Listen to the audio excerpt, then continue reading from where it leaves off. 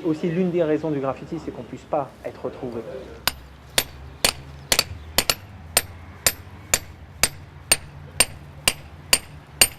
Il y a des graffitis qui peuvent être là depuis 1989, date à laquelle le mouvement a vraiment commencé en France, comme ils peuvent rester un jour, 2 jours, ça dépend des endroits, ça dépend du passage, ça dépend des personnes aussi qui respectent, parce qu'il y a quand même des codes de respect aussi dans ce milieu-là.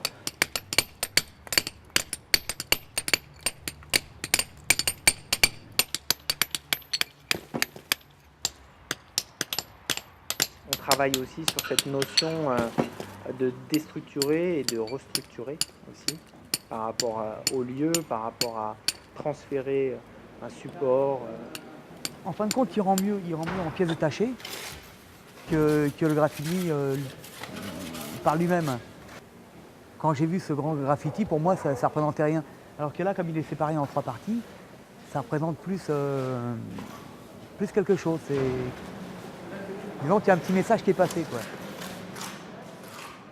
Donc cette incongruité entre un geste dit instantané, illégal. On n'est pas cadré dans des toiles, dans des supports, etc.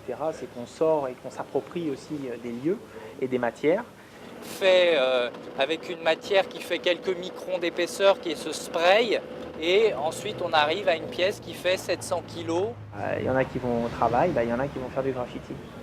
Ça va montrer que dans le temps, on arrive à déplacer les choses.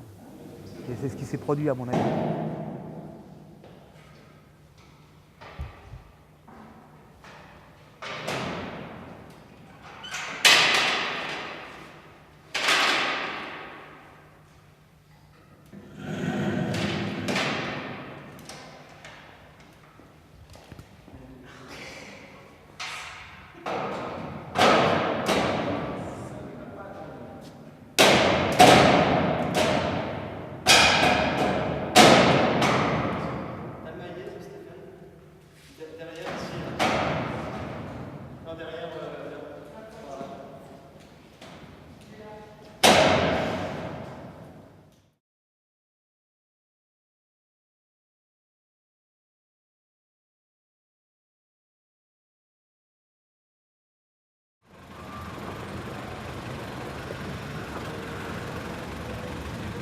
Non mais ceux-là c'est en ciment là, c'est en plastique.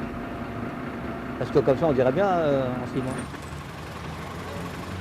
Parce que je sais pas, ça a une forme, ça. Je sais pas. Ça fait rappeler comme les dessins animés, les films. Je sais pas, c'est. Comme le dessin animé Pierre au feu là, un Cro-Magnon. Ouais, les hommes préhistoriques, la préhistorique. Eh ouais, les petits bouffons avec leur barbe là, ils savaient rien faire.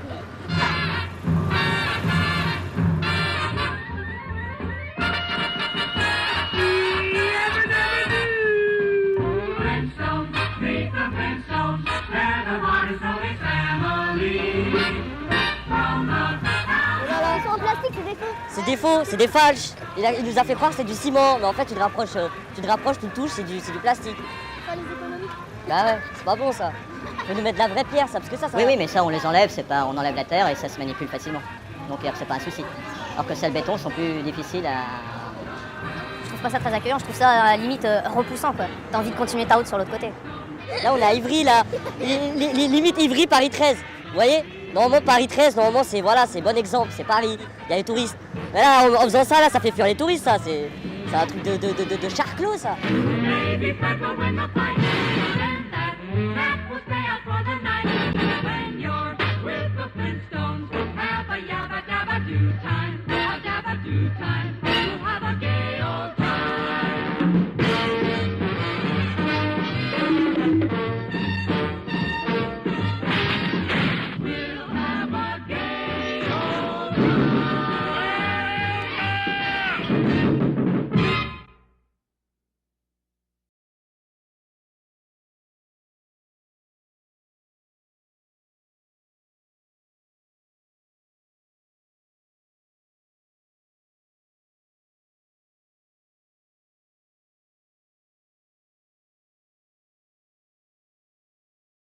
Moi j'aurais mis des couleurs et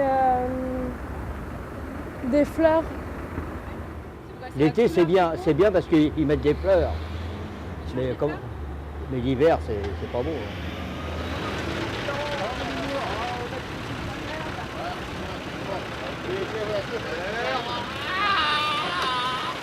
Est-ce qu'il y a un dialogue qui s'est fait à un moment entre les jardiniers et les taggeurs?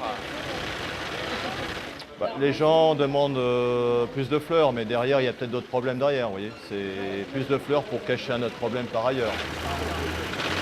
Et ça peut être aussi pour améliorer, pourquoi pas, le paysage urbain. Peut-être un petit coup de peinture. Nous, on a réalisé beaucoup de fresques dans des terrains vagues pour donner quelque chose en plus avant que ça soit détruit. Puis après, je suis passé pendant qu'ils refaisaient les graffitis, c'est mieux parce qu'en plus ça se marie avec le reste qu'il y a autour et tout, c'est génial.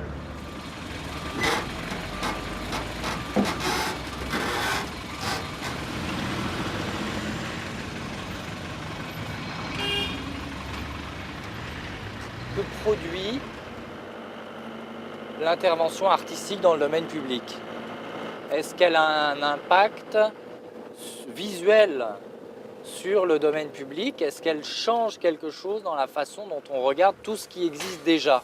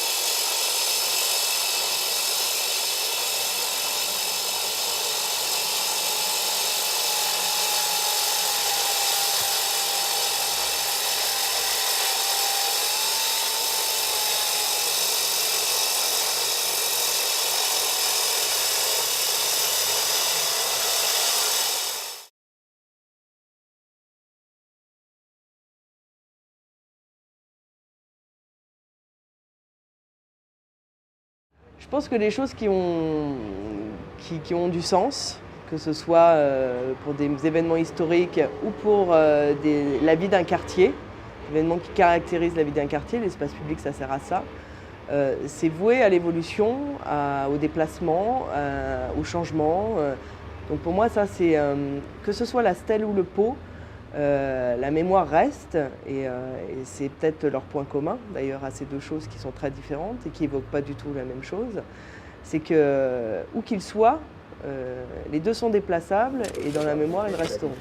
Pour avoir une réponse gratuite à une question sur les assiettes, faites-le 01 42 40 18 82 01 42 40. Oh, ça dépend, ça peut être un lieu de rendez-vous ou un lieu de passage, parce que là on se refaire vite fait si jamais on n'a jamais mis pied ici et quand vous dit vous arrivez à tel rond-point comme ça et que voilà, côté des pots vous m'attendez, forcément que voilà, quand on va s'y référer vite fait. Pourquoi c'est si grand, papa? Moi, j'aimerais bien rentrer dedans. Pendant la phase du chantier, quand les pots sont arrivés, c'est qu'un certain nombre de gens nous disaient on a l'impression de retomber en enfance. C'est-à-dire que les gens se sentaient devenir à une taille d'enfant.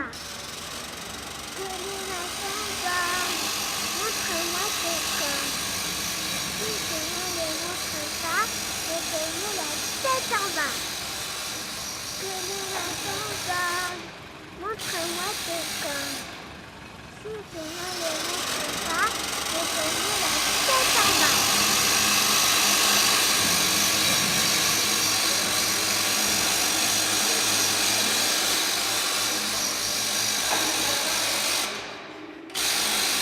Je voudrais voir des fleurs. Tu vas sur un tapis volant. Sur un bateau et je veux qu'elle soit grande et grosse avec un gros pot.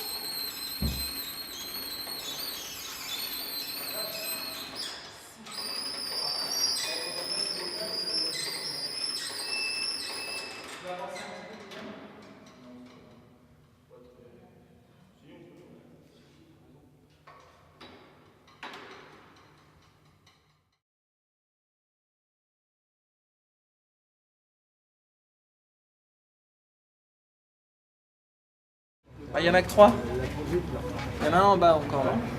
C'est un peu risqué quand ça tire comme ça tient beaucoup moins un mousqueton. Ah non, non, il faut les mettre droit. Il faut en mettre un à chaque. J'ai des enfants et des petits-enfants.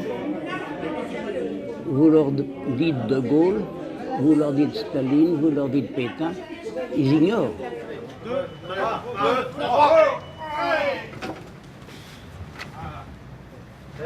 Et les 4 dans le... non? Bah, si on met une à chaque, on aura peut-être même assez. Ok. Et après, Et après, comment on fait le changement? Ou alors 2 et un là et un là. si on Et tu vois, c'est même le fait que la... Comme tous les membres de notre association, je suis évidemment très attaché à la présence de la stèle du souvenir du général de Gaulle sur le sol de notre commune. Cet hommage, c'est un moyen, entre autres, de perpétuer le souvenir. Ah, c'est un peu bizarre, c'est un peu comme si on déplaçait une tombe, mais enfin ça se fait, ça arrive. Si, je te dis, j'ai silicone. Voilà, on n'a pas fallu attendre. C'est comme ça la stèle, Daniel. Alors ça a duré pendant 4 ans, ça. Et le seul espoir qu'on avait, c'est tous les soirs d'écouter De Gaulle à la radio. Ça me fait quelque chose au cœur quand même, parce que malgré tout, on s'y attache. On s'y est attaché à l'endroit où elle est installée. Et de la voir partir, ça va faire un peu bizarre, je trouve. Au fur et à mesure, ça tombe dans l'oubli. Alors le fait de la déplacer, pour moi, c'est pas une mauvaise chose parce que ça peut revigorer un petit peu, quoi.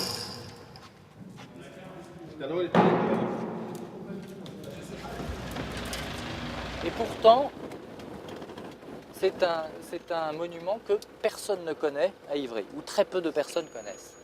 C'est un objet invisible.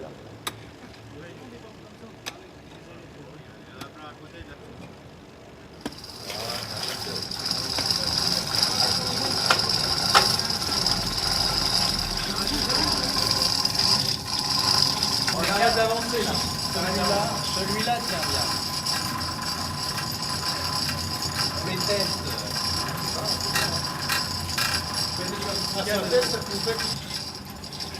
va commencer à la pivoter. On va commencer à la pivoter un peu. Ah ouais, carrément, on a l'autre côté. L'autre côté. Voilà. Le contraire. Ah, le contraire, d'accord, ok. C'était les professionnels. C'est comme ça. Vous reviennent par là.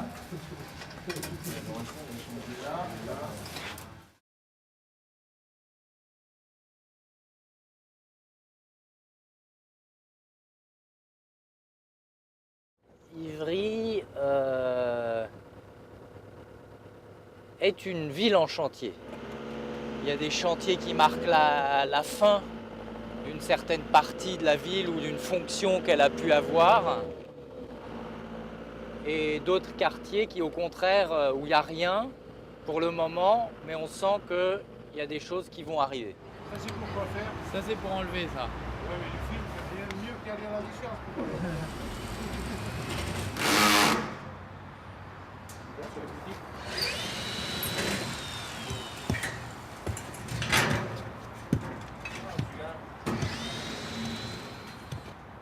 C'est là où on va voir la ville de la façon la plus évidente et la plus lisible. C'est là où elle est en transformation. Là, c'était vraiment frappant, jouant sur les couleurs du drapeau français et en même temps mettant en avant le rouge.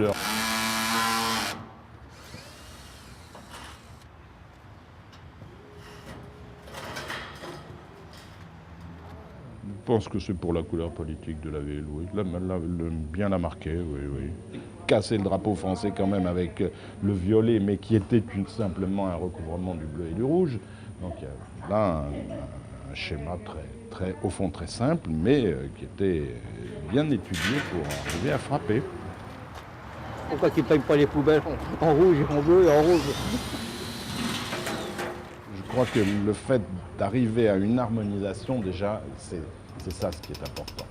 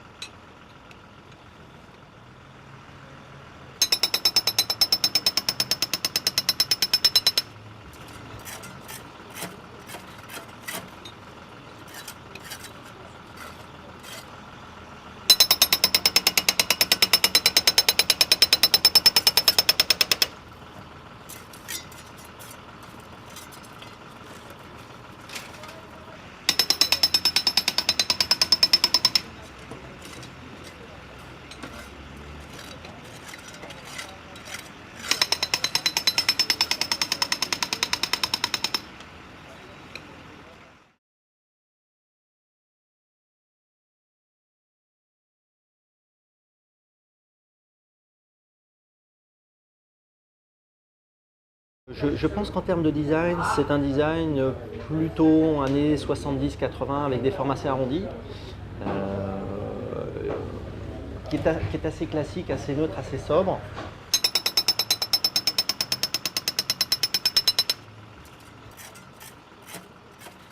Uniquement sur le périmètre de l'agence, on a environ 5000 panneaux similaires.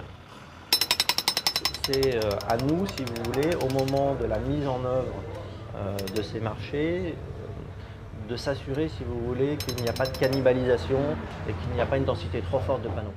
Physiquement, est-ce que c'est possible d'arracher ce panneau et donc de n'avoir pas de panneau pendant les 2 mois à cet emplacement-là?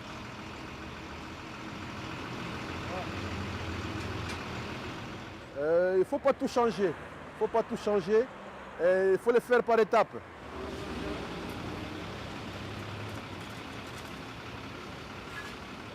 Et donc on a une image qui est plus, qui est énigmatique quelque part, qui pose question, mais qu'est-ce que fait cette image ici?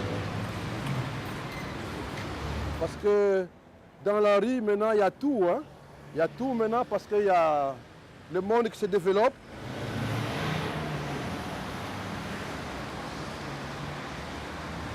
Ça, c'est le monde. C'est le monde, mais c'est le monde nouveau. C'est comme un monde qui est venu dans Paris. Donc, c'est un monde dans une ville. Alors, il y a la surpopulation. Il faut que le boulanger multiplie le nombre de pains. Tout le monde s'interroge comment sera le lendemain. Parce qu'à ce moment, on parle beaucoup de stress. Il y a aussi les zèbres. C'est les zèbres. Le zèbre, c'est un animal sauvage en Afrique qui est noir-blanc. Donc, il est un peu sacré. Parce que si vous voulez tirer une balle, la balle peut toucher là où la peau est blanche ou là où la peau est noire. Mais il meurt quand même.